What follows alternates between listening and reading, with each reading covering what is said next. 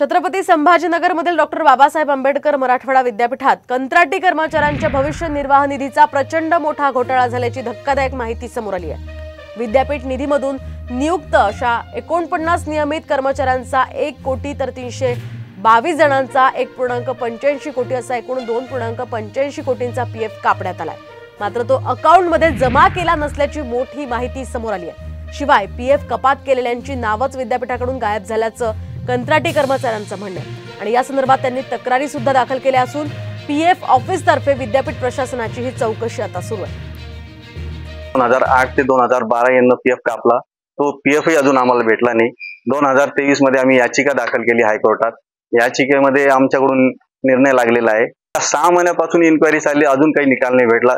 कुठं पैसा आहे, किती पैसा जमा आहे याच्याबद्दल आम्हाला काही सांगण्यात नाही येऊ लागलं आणि फक्त आमची दिशाभूल करू लागली।